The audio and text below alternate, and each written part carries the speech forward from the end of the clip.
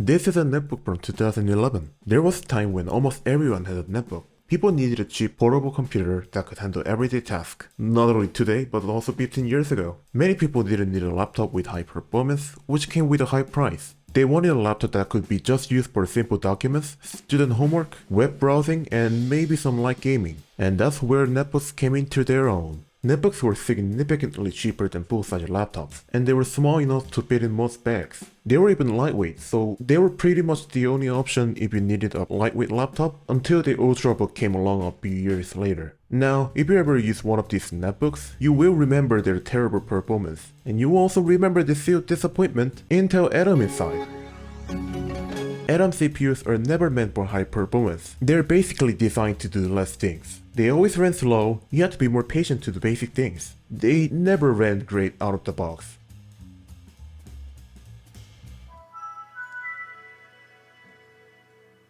In fact, the manual for this laptop says it's not even designed for heavy programs, so you know it's screwed up from the start. But because it did less stuff, it used a lot less power. This meant that it ran much cooler than normal laptops and used less battery power. High performance and low power was not a thing in mobile computing until ARM-based products came along. Back in the day, people had to choose between two laptops, great performance with terrible battery life, or incompetent laptop with much less power consumption. But look, netbooks were much cheaper. They did the same things other laptops did, just much slower. Of course, netbooks were selling crazy. Surely Intel had an insight that Atom processor was going to sell with these cheap netbooks, right? No? Well, Intel had a slightly different idea for their Atom CPUs. This is the Philip S7, made by Korean company Yugyong Technologies and released in mid-2009. When this thing was made, people were looking for a mobile device that could connect to the internet anywhere. Neither consumers nor manufacturers had any idea what they wanted in a portable internet device. But there were two major groups of form factors. One is an evolved form of PDAs, which became a smartphone today, and the other one is basically a shrunken laptop, which is called a MID, or Mobile Internet Devices. Smartphones used an ARM-based processor, which meant they couldn't run programs designed for traditional x86 processors. This was a huge drawback at the time. People often complained that PDAs in smartphones couldn't run Windows programs. Intel looked at this and came up with a way to make a nano-sized computer processor that could run the same Windows desktop programs, small enough that the device itself could be shrunk down to the size of PDA, and this nano-sized chip was called Atom. It was clearly intended to be used in devices much smaller than netbooks, and this is one of the MID devices Intel envisioned as the main use for Atom. Tiny laptop that can be used anywhere to connect to the internet. It has a keyboard with all the keys you need, although some keys are in a weird place, but everything is there. It even has a trackpad in this corner. The display is a touchscreen, and the top shell swivels so you can use it like a tablet. And it has all these ports crammed into this small body. This thing is literally a shrunken laptop, an early example of a convertible laptop. It's supposed to have Windows XP installed, but the drive was already white when I got it, so I'll have to install that by myself. Now, you may be wondering why I have never seen this device from a Korean company that I have never heard of, and that's where we're gonna dive deep into Korean tech history. Yugyong Technologies was not a big company. It was even smaller than iRiver. Until 2009, Portable Media Player, or PMP in short, was one of the largest categories of consumer electronics in Korea. PMPs were commonly used as a device to play videos and music offline, including downloaded online courses for students. Screen and chipsets were more video friendly, and of course, most PMPs could also play live TV channels using DMB. There were iRiver, Kowon, iStation, Samsung, and Yugyong Technologies making PMPs, and they all sold very well because they all had their own unique selling points. In other words, none of them were perfect like the iPod. They always had something missing, especially in terms of software. Things started to change when Apple finally released iPhone for the first time in 2009 with 3GS. People no longer needed a separate device to watch videos that didn't even connect to the internet. They bought a smartphone that could do everything. I mean, Samsung was absolutely huge. They had nothing to lose if their PMP devices stopped selling well, but other companies were much smaller, and PMP business was very important to them. They had to find a new way to break through other than sticking to PMP and MP3 players. Yugyong tried to solve this problem by changing their business model to MIDs. Their first MID was Philip S5, which was released in early 2009. This is their second go with bigger screen and battery with integrated keyboard. They did release another MID on the next year with Philip N5 and S7,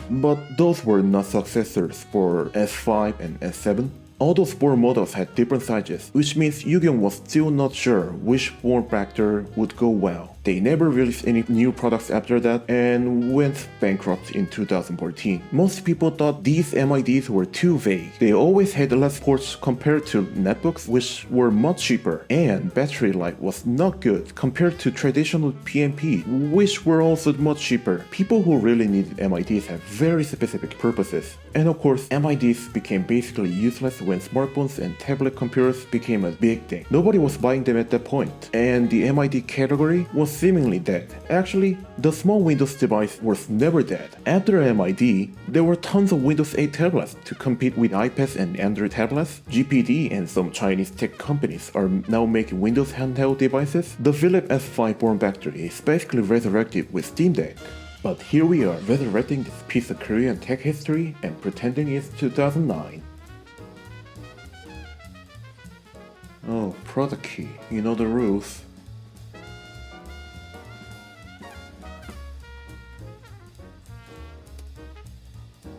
This keyboard is quite nice actually. It has good feedbacks and I don't really complain. Effect number 1 is right here and I don't like it.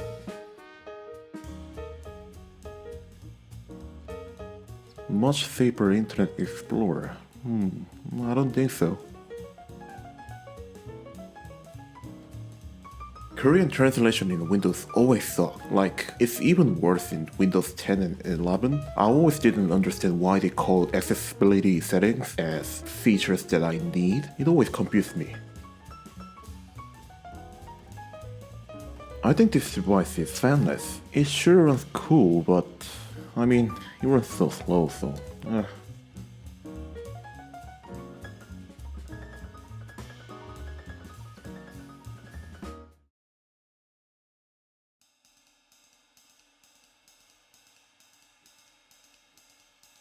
New start. Oh, here we go. Now I haven't seen that screen in a long time. First, we're gonna see what drivers we need to install.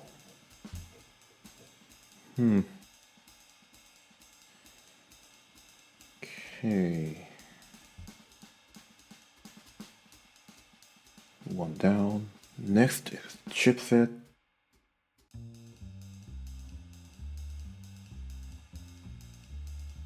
Next is graphics driver. By the way, this thing was really hyped by the company when it was released. They even used Girls' Generation to promote this thing. Even the retail box had pictures of them.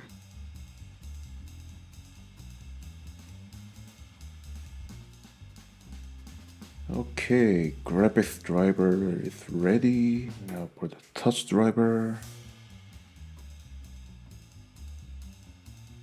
Alright, touch driver is not certified. Let's go.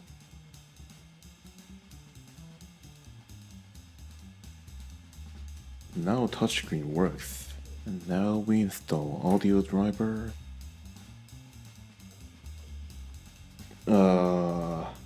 Sure. You know it's a good stuff when drivers are not certified.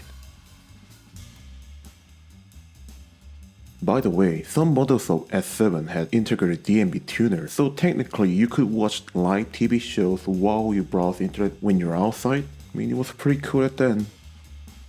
Okay, we just installed audio driver, so hopefully we can see the speaker works. No? Okay, we're not done yet. What? Why not? No. It's still there. Come on.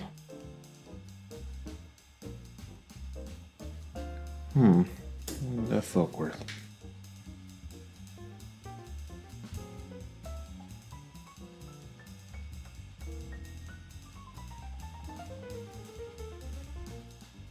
Okay, seems like we can connect to the internet now.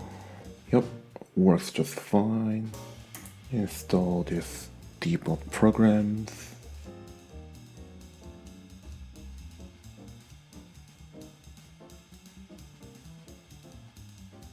We're just gonna try install audio driver again.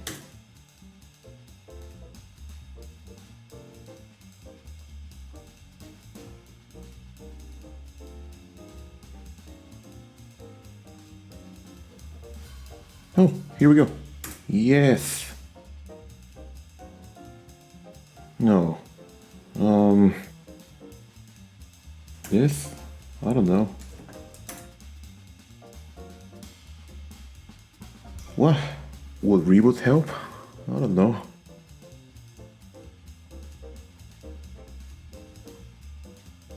Come on.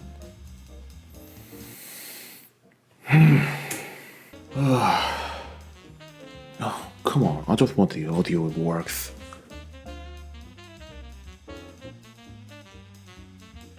Hey, the camera works. Yep. Just working fine. Not really sure why the launcher is not working.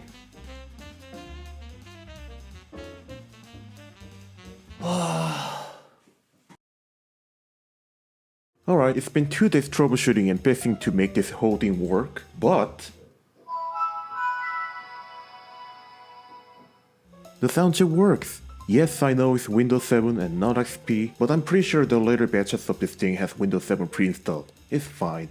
Now everything works. The Wi-Fi works, Bluetooth works, touchscreen works, and the swivel button works. I even got the original custom launcher work too. It did not like to be opened because serial number was not loading in, which was needed for verification on launch, but it only took copying the files to my modern Windows device and decompiled the exe file to find the registry key that bypasses the check mechanism, and now it works. We're just gonna set the value as the most professional password that I found.